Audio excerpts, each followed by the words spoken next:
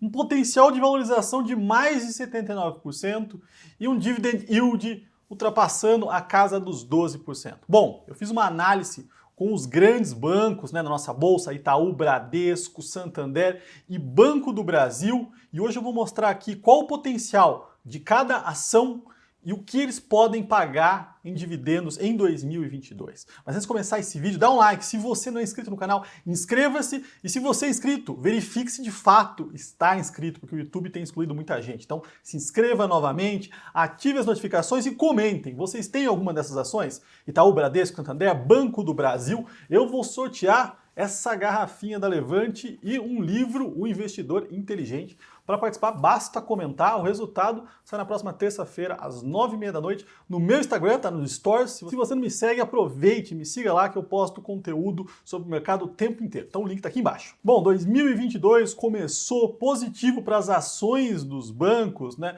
Parece que teremos aí o ano dos grandes bancos. Na bolsa, eu vou colocar o primeiro gráfico aqui, mostrando, né, o que está acontecendo com essas ações. Então a gente vê, né, nesse momento aqui, até então, o Ibovespa subindo 16,7%, Itaú, que lidera nessa alta, subindo mais de 25%, o Bradesco subindo 9%, ficando um pouco para trás, depois de um resultado ali com não recorrente, Santander subindo 15,5% e Banco do Brasil subindo 17%, tá, pessoal? Então a gente tem uma performance positiva aqui, na média acima do que o Ibovespa, né? Quais são pontos importantes aqui para a gente ter um ano positivo para os bancos, né? O cenário, primeiro fato, né? Alta de juros. Então a gente tem um movimento de alta de juros que, de fato, não impacta a carteira de crédito, porque o que, de fato, muda ali o negócio são, né, os spreads, as taxas de spreads. Mas quando a gente fala do book do banco, né, do patrimônio próprio, tem sim, né, um impacto grande aí com esse aumento de Selic.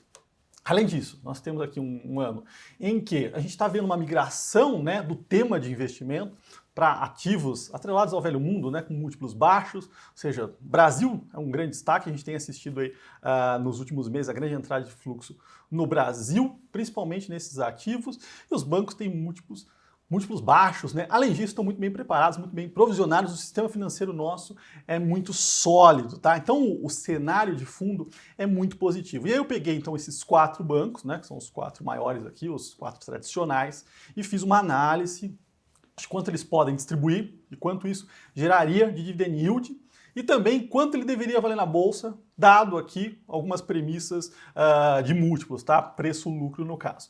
Mas para dar sequência nessa conversa, eu vou mostrar aqui para você os guidance, né? Que são nada mais do que os guias, né? De quanto os bancos devem entregar esse ano. Vou começar mostrando aqui o guidance do Bradesco, tá? Ah, pessoal, e todos esses gráficos, tabelas, estão no meu canal do Telegram, já disponibilizei lá. Então se você não faz parte, aproveita, entra lá, já vai acompanhando com os gráficos aí na mão.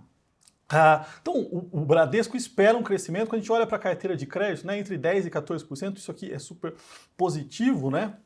Do lado, que mostra que a economia tem retomado, as carteiras de crédito nos últimos meses, né, tem crescido, em 2021 foi super forte esse movimento. Também, a margem, né, que de fato ali, quanto ele vai ganhar com a carteira de crédito, e mais uma linha aqui, né, a receita de prestação de serviços, que mesmo com os bancos digitais crescendo entre 2% e 6%. Tá? Vou passar aqui para o Itaú e pegar as principais linhas, né, para vocês, mas carteira de crédito crescendo consolidada entre 9% e 12%, margem com clientes, que isso é extremamente importante, entre 20,5% e 23,5%. Tá? Então a principal linha de receita deles crescendo fortemente. Expectativa, né? E despesas, vou trazer um outro número aqui, crescendo entre 3% e 7%, ou seja, aqui um número controlado. E o Banco do Brasil, que trouxe essas projeções também, né? Ele já mostra aqui o lucro, quanto ele deve dar entre 23 e 26 bilhões no ano, uma projeção bem otimista na minha visão, tá? O Banco do Brasil aqui entregou um baita de um resultado em 2021, tem algumas questões aí, né? Talvez tenha provisionado um pouco menos do que deveria, tem distribuído dividendos, mas é um baita de um resultado, né? Então vamos começar aqui a olhar para cada um deles e quanto cada um deveria valer, pessoal. E explicando, né? Vou começar a mostrar essa análise por múltiplos. Primeiro, preço-lucro. O que você tem que entender, né? O price earnings, né? Que também muitas vezes é PI ou PL. É o valor de mercado da empresa, então é quanto a ação vale vezes a quantidade de ações que ela tem total. Você acha quanto vale a empresa como um todo. Lucro é o lucro projetado, ou o lucro do ano anterior, né? Eu estou usando aqui o lucro projetado de 2022. Então você divide o valor de mercado pelo lucro. Vamos imaginar aqui uma empresa que tem 100 bi de valor de mercado e vai dar um lucro de 10 bi no ano. Então a gente vai dividir 100 por 10, vai dar 10. Né?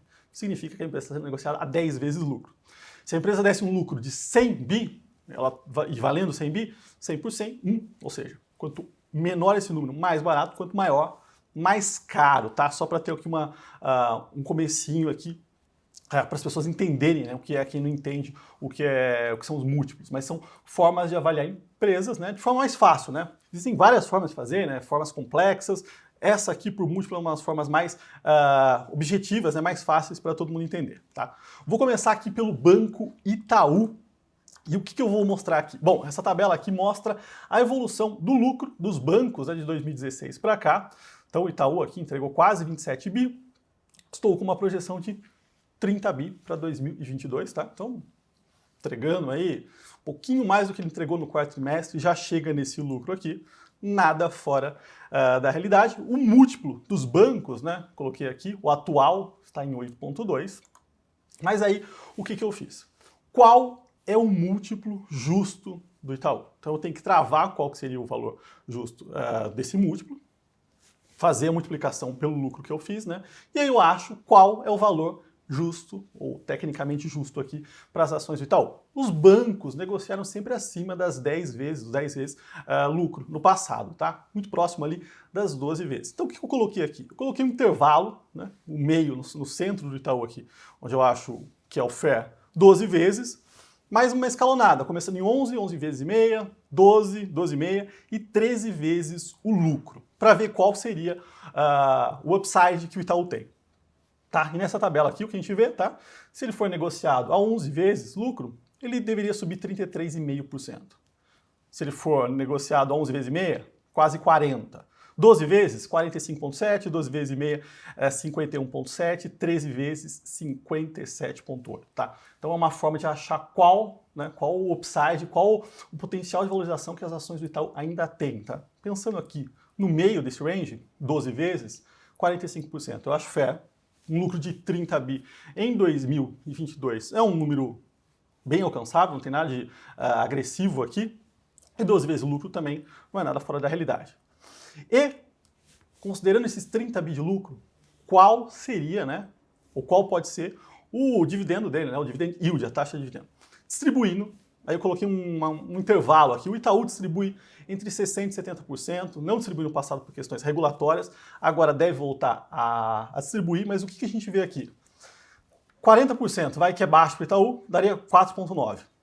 50, 6,1%, 60, 7,3%, 70, 8,5%. Então, pensando numa ação conservadora, que está num bom momento, sólido, que tem um potencial de valorização entre 40% e 50%, mais um dividend yield entre 7 e 8%, eu acho bem descontado. Bom, eu comecei pelo Itaú, porque na minha visão é o banco mais premium. Eu setei ele essa 12 vezes aqui, preço-lucro. Vou mostrar daqui em diante o que eu vou fazer com os outros, tá, pessoal? E aí, também aproveitei para deixar aqui para vocês um relatório, uma agenda de dividendos que a Levante fez com as principais ações, né, ou quase todas, que vão pagar dividendos em abril. Então, quem quiser baixar, o link está aqui embaixo. Bom, segundo banco que eu trouxe aqui para essa análise, Banco Bradesco. Mas qual que é a premissa que eu tive? Né? Eu falei ali do Itaú. Considerei aquele intervalo, né, que próximo a 12 vezes que seria o justo. O Itaú, na minha visão, é o banco mais premium que tem. Então, ele tem que negociar a múltiplos mais altos que os outros. Em relação a Bradesco e Santander, pouca coisa, tá? Então eu coloquei aqui um deságio próximo a 9% do Bradesco em relação ao Itaú nos múltiplos, tá? Então o intervalo ficou 10, 10,5, 11, 11,5 e 12 vezes lucro aqui, o que seria o intervalo justo, né? E aí pensando nisso aqui, ele poderia ter um upside entre 48, né? Aqui nas 10 vezes, no meio, 11 vezes, 63% de potencial e no máximo ali, né, 12 vezes, quase 78% de upside. E quando a gente olha para os dividendos, né, qual que é o dividend yield esperado aqui? O Bradesco também sempre foi um banco que distribuiu entre 50% e 70%. Estou pensando nesse intervalo aqui. 50 daria 7,8%, 70 daria 10,4%, tá? O Bradesco mostrando que tem um pouquinho mais upside, porém, né, quando a gente olha para os resultados, ele teve um resultado um pouquinho mais duro ali, mostrou uns pequenos errinhos, por isso que eu gosto muito mais do Itaú, pela questão da gestão, né? Comentei bastante sobre os resultados dos bancos recentemente no canal, quem quiser ver, vou aproveitar para deixar os vídeos aqui também.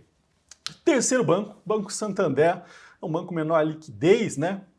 Mas quando a gente olha aqui, nessa mesma visão, e eu adotei as mesmas premissas que eu adotei para o Bradesco, né?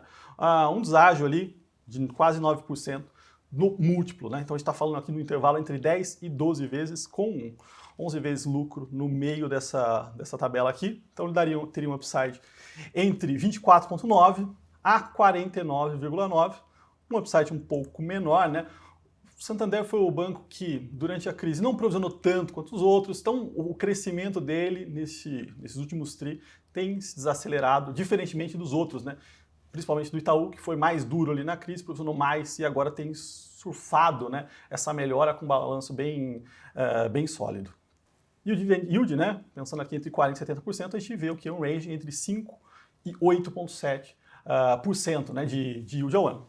Um bom potencial, né, mas como eu disse, ali o Bradesco e o Itaú são melhores, né, nos números, e eu tenho minha preferência aí pelo Itaú nos privados. E aí quando chegamos no último aqui, no Banco do Brasil, que é um banco público, né? Então, o Banco do Brasil sempre foi negociado com muito desconto em relação aos privados, por uma questão óbvia, né? O controlador é estatal, então muitas vezes aí, não age da forma que uma empresa privada, né, ou com controle privado deveria tomar as decisões. Isso tem que estar no preço, sempre teve, né?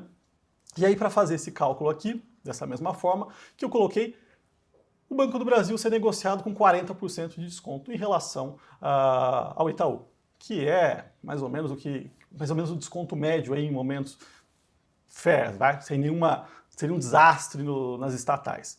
E o que nós temos aqui? Então, considerando o intervalo entre 6,6 vezes lucro e 7,8, né, no topo do range, quanto o Banco do Brasil teria para subir. Tá?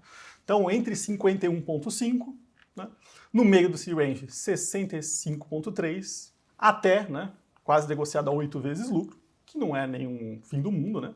Está sendo negociado a 12, Banco do Brasil a 7,8, é justo. Um upside de 79,1%, tá?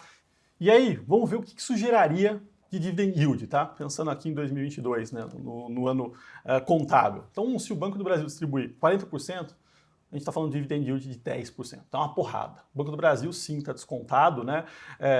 Ele distribui entre 40% e 50%, vai mais a média ali do Banco do Brasil, por uma questão de funding, mas mesmo distribuindo menos do que os outros, ele tem uma porrada para dar. Se ele distribuir 50% e conseguir entregar o lucro que ele tem colocado, né, a gente vê um dividend yield de 12,5%, no limite, distribuindo 70%, que não é, acho que não é o lógico aqui, poderia distribuir 17,5%, mas aí a gente vê que está barato, tá? Lógico que tem risco, né, por isso que ele é tão descontado, né, pessoal? Mas essa é a visão que eu queria passar para vocês, né, pessoal? Os bancos estão descontados, olhar um pouquinho para essa sensibilidade, né, do lucro, do que esperar, de quanto deve valer, quanto pode entregar de dividend yield, tem valor, o macro tem ajudado, o fluxo tem ajudado, são posições teoricamente conservadoras, né, quando a gente olha para os números, para o valuation. Então gosto bastante, acho que vale ter na carteira sim. E como eu falei, né, vai ter sorteio de garrafinha e livro, então comentem se vocês têm essas ações. Eu deixei todos esses gráficos, né, tabelas no meu Telegram, então entra lá, baixa já esses gráficos, dá uma olhada com calma, e tem agenda de dividendos de abril da Levante, né, com todas as empresas que vão pagar dividendos, proventos aí em abril, então aproveite para baixar. E se você gostou do vídeo, dá um like, se inscreva no canal e até o próximo.